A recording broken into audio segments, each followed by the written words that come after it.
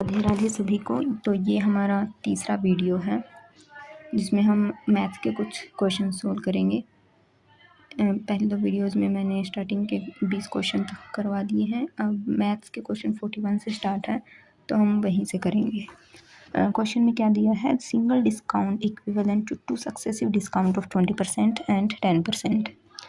हमें दो डिस्काउंट दिए गए हैं, एक 20% का है, एक 10% का है। अब इनका जो सिंगल डिस्काउंट निकालना है। सक्सेसिव डिस्काउंट के लिए फॉर्मूला क्या होता है, मान लीजिए X% और Y% हमने दो डिस्काउंट मान लिए, तो ये फॉर्मूला हमें यूज़ करना है। D is equal to X + Y minus XY/100। अब X की जगह पे पहला डिस्काउंट पुट करिए, Y की जगह पे दूसरा डिस्काउंट, जैसे 20 और 10 पुट किए तो ये हमारी वैल्यूज आए 28%। और ध्यान में क्या रखना है, ध्यान में ये रखना है कि अगर क्वेश्चन में प्रॉफिट दिया हो, प्रॉफिट लॉस में भी सक्सेसिव डिस्काउंट का यूज़ होगा। अगर क्वेश्चन में प्रॉफिट दिया है तो प्लस साइन लेंगे हम प्रॉफिट के लिए और माइनस साइन लेंगे लॉस के लिए। तो ये लिख रखा है, जैसे कि अगर रिजल्ट और सक्सेसिव डिस्काउंट लगाने के बाद अगर ओवरऑल रिजल्ट हमारा प्लस आता है तो वो होगा प्रॉफिट में, अगर माइनस आता है तो वो होगा लॉस में। ठीक, ये दो क्वेश्चंस मैंने आपको प्रैक्टिस के लिए दिए हैं, इनको सोल्व करने की कोशिश करिएगा। जैसे 2 सक्सेसिव लॉस एंड 1 प्रॉफिट का है, इसमें 2 बार लॉस है, मतलब -10 लेंगे। यहाँ जो ये है -10 लेंगे और -20, पहले इन दोनों का सक्सेसिव निकालना है, फिर जो आए उसका +15 के साथ प्रॉफिट निकालना है, जो आए इन दोनों का भी फिर सक्सेसिव ही निकालना है। ऐसे ही सेकंड क्वेश्चन है, ठीक है। और इनका आंसर कमेंट में ज़रूर बताइएगा। नेक्स्ट क्वेश्चन है 42nd क्वेश्चन। इसमें क्या बोला है, average of 4 consecutive numbers A B C and D is 49.5।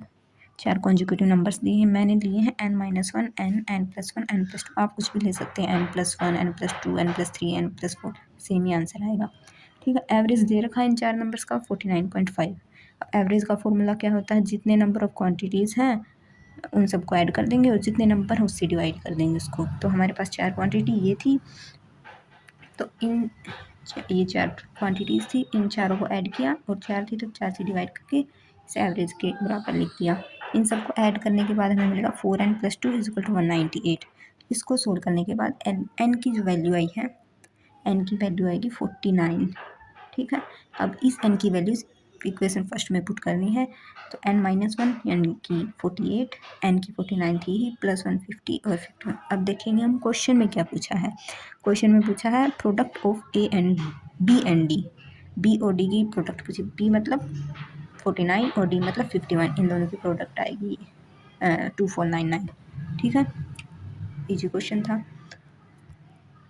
अब ये कुछ फॉर्मूलाज हैं जो आपको याद रखने हैं कॉन्जुगेटिव नंबर से रिलेटेड। अगर कॉन्जुगेटिव नेचुरल नंबर का एवरेज पूछे, कॉन्जुगेटिव नेचुरल नंबर्स का, तो फर्स्ट नेचुरल नंबर होते हैं 1 से स्टार्ट होते हैं, 1 2 3 4 5 ये, और होल नंबर 0 से स्टार्ट होते हैं। तो average of first n natural number का फॉर्मूला होगा n+1/2। मान लो हमें फर्स्ट 10 नेचुरल नंबर का निकालना है, तो 10 + 1/2 ये हमारा हो जाएगा average of first 10 natural numbers. और ये सेकंड है स्क्वायर के लिए, average of square of first n natural number का होगा n+1 × 2 n+1/6। अगर क्यूब दिया हो फर्स्ट n नेचुरल नंबर्स का, तो n × n+1 का होल स्क्वायर बाय 4। ठीक है, ये आपको याद रखना है। एवरेज ऑफ कॉन्जुगेटिव नंबर, अगर हमें फर्स्ट नंबर और लास्ट नंबर दे रखा है तो उनका एवरेज कैसे निकालेंगे। उनका एवरेज निकालने के लिए हम first number plus last number by 2 कर देंगे तो उनका एवरेज आ जाएगा। ठीक है, ये आपको याद होनी चाहिए। नेक्स्ट क्वेश्चन है, in how many years will a sum of 8000 at 5% per annum compound interest compounded annually becomes 9261 rupees. पूछा है कि कितने साल में 5% की ब्याज दर है और 8000 रुपये थे, वो कितने साल में 9261 हो जाएंगे। एक तो स्टैंडर्ड फॉर्मूला है ये, amount is equal to principal मूलधन इंटू 1 + दर बटे 100 की पावर समय, ये वाला। इसे डायरेक्ट भी कर सकते हैं आप, इस फॉर्मूले से। ये हमने लिख रखा है, ए क्या है, पी क्या है, आर क्या है। क्वेश्चंस में कई बार क्या होता है कि एनुअली आ जाएगा कंपाउंडेड, हाफ ईयरली भी आ सकता है, क्वार्टरली भी, मंथली। तो उसके लिए रेट जो दिया है उसके साथ क्या करना है और टाइम का क्या करना है। एनुअली के लिए तो सेम ही रहेगा, R% और T ईयर्स, मतलब जितनी ईयर दिए हैं और जितनी रेट दी है। लेकिन हाफ ईयरली है तो रेट आधी हो जाएगी लेकिन टाइम डबल हो जाएगा। क्वार्टरली मतलब चौथा हिस्सा, तो रेट चौथा हिस्सा हो जाएगी लेकिन टाइम 4 गुना हो जाएगा। ऐसे ही ये लास्ट है, ठीक है। ये इस टाइप के क्वेश्चंस भी आ सकते हैं कंपाउंड इंटरेस्ट में, तो इनको भी एक बार देख लीजिए। अभी क्वेश्चन दिया है मैंने, फाइंड टाइम को कैसे फाइंड करना है। इसी में जो ये क्वेश्चन है पीछे वाला, इसका आंसर भी है। क्वेश्चन में क्या दिया है, in how many years will a sum of 320 amount to 405। पहले हमारे पास जो प्रिंसिपल है वो 320 320 रुपये है, ठीक है। और कंपाउंड इंटरेस्ट 12.5% की रेट पे लगने के बाद ये हुआ है 405। तो ये दोनों लिख लेंगे हम, और इनकी सिंप्लीफाइड फॉर्म जितनी आ सकती है वो सिंप्लीफाइड फॉर्म में लिखेंगे, और उनका रेशो देखेंगे। अगर वो रेशो सिंपली बिना कोई स्क्वायर रूट के है तो एज इट इज़ वही रेशो हो जाएगा। अगर वो परफेक्ट स्क्वायर बना रहे हैं तो टाइम होगा 2 ईयर्स। अगर परफेक्ट क्यूब रूट बनाएंगे तो टाइम होगा 3 ईयर्स, ठीक है। मैक्सिमम इसको 3-4 तक ही आप यूज़ कर सकते हैं इस फॉर्मूले को, वरना स्टैंडर्ड फॉर्मूले से भी जा सकते हैं। तो क्वेश्चन में क्या दिया है, कंपाउंड इंटरेस्ट 4,000 के ऊपर 5% की दर से, और प्रिंसिपल अमाउंट जो है इतनी बनी है, टाइम पीरियड बताना है, ठीक है। ये जो अमाउंट आया है कंपाउंड इंटरेस्ट लगने के बाद, ये इसमें ऐड करनी पड़ेगी हमें, है ना, ताकि हम प्रिंसिपल और अमाउंट का रेशियो ले सकें। तो ये प्रिंसिपल था और ये अमाउंट था। इनको सिंप्लीफाइड फॉर्म में, मतलब काट पीट के जो कॉमन वॉमन है सब हटा के काटने के बाद ये आएगा 8,000 और 9261, जैसा कि हमें ये पीछे वाला क्वेश्चन में दिया था। 8,000 और 9261 5% की रेट पे, उसी का सोल्यूशन है ये। तो ये हम देखेंगे 8,000 और 9261 क्या किसी का स्क्वायर रूट है या फिर किसी का क्यूब रूट है। यहाँ आया है क्यूब रूट ये इसका, तो इसका मतलब टाइम आया हमारा 3 ईयर्स, ठीक है।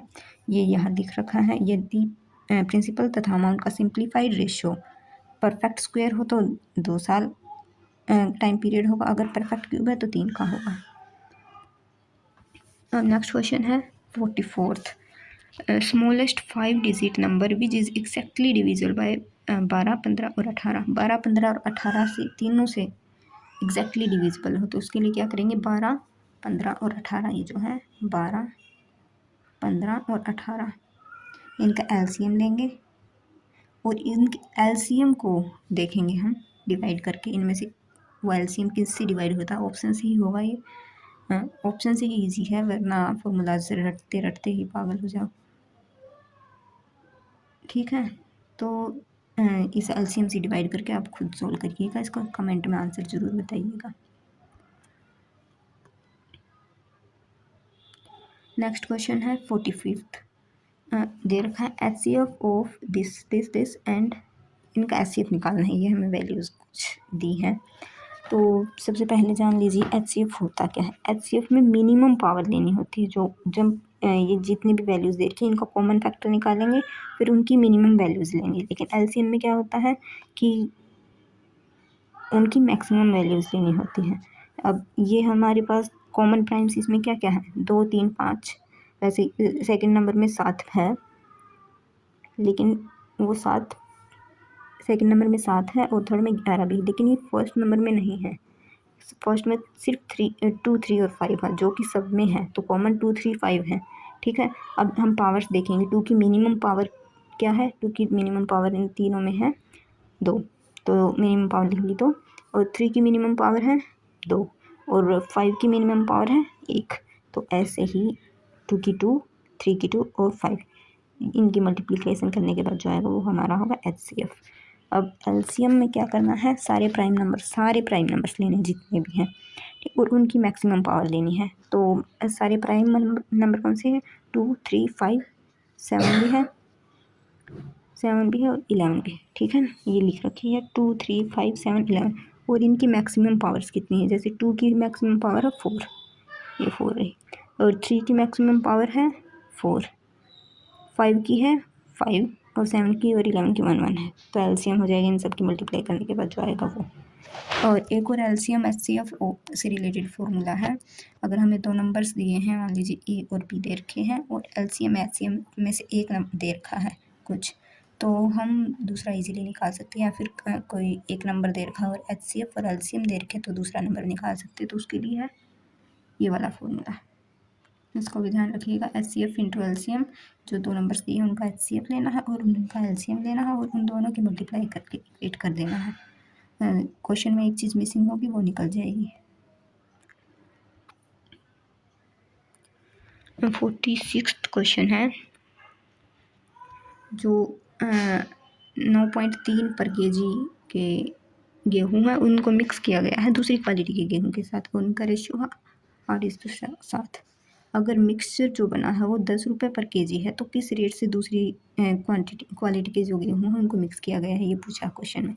तो हमने लिख लिया पहले, वेट की ए और बी है, उनका रेशियो 8:7 है। 8 वाली जो है, 8 वाली का मतलब पहले वाली का रेट वो दे रखा है 9.3 केजी है पर केजी, ये दे रखा है, लेकिन इसका हमें निकालना है तो हमने इसको एक्स मान लिया। ठीक है, और ओवरऑल क्या हो जाता है 10, तो हमें एक्स निकालना है। तो वो क्या होगा, इसकी और इसकी 8 की और 9.3 की मल्टीप्लाई कर देंगे, 7 की और एक्स की मल्टीप्लाई कर देंगे, और टोटल जो बना है और 8 और 7 जो टोटल है उनकी इक्वेट कर देंगे। इन सबको सोल्व करने के बाद एक्स की वैल्यू होगी 10.8। ठीक है, ये इसका सिंप्लीफाई है, तो बी होगा करेक्ट आंसर। ये क्वेश्चन दे रखा है मैंने, mixing different mixture to form single mixture, इसी टाइप का क्वेश्चन है। इसमें क्या दिया है, एलॉयज है कॉपर का जिंक का, और कॉपर और जिंक है और उनके एलॉयज है 2 ए और बी रिस्पेक्टिवली। अब उनको मिक्स करके बनाया है, सी एलॉय अलग है, तो उसका रेशो निकालना है। उसी एलॉय के अंदर कॉपर और जिंक का क्या रेशो है, ये आप खुद से सोल्व करके कमेंट में बताइएगा। नेक्स्ट क्वेश्चन है 47th, and the number that must be added to each term of A is to B so as to get the ratio C is to D। Question में क्या बोला है कि A और B दो term है ratio में, उसमें उसका कौन सा नंबर ऐड करेगा हमें रेशो C और D मिल जाए। तो हमने वो जो नंबर ऐड करना है वो मान लिया x है, तो A में भी x ऐड कर दिया, B में भी x कर दिया, ऐड कर दिया, और इन दोनों का रेशियो होगा C is to D। ठीक है, क्रॉस मल्टीप्लाई करेंगे इनको, ये सोल्व करने के बाद आ जाएगा x की वैल्यू। एक्स की वैल्यू क्या आई है, A D minus B C divided by C minus D. Okay, बिल्कुल ईजी क्वेश्चन था। नेक्स्ट क्वेश्चन है, a certain sum is divided in the ratio 3:5 if the greater part is 75 then the sum is. अब देखो ratio में दे रखा है 3 और 5, इन 3-5 ratio में भी ग्रेटर नंबर 5 है ना, तो 5 की वैल्यू 75 के इक्वेट करेंगे हम, तो 3:5 रेशियो दे रखा है।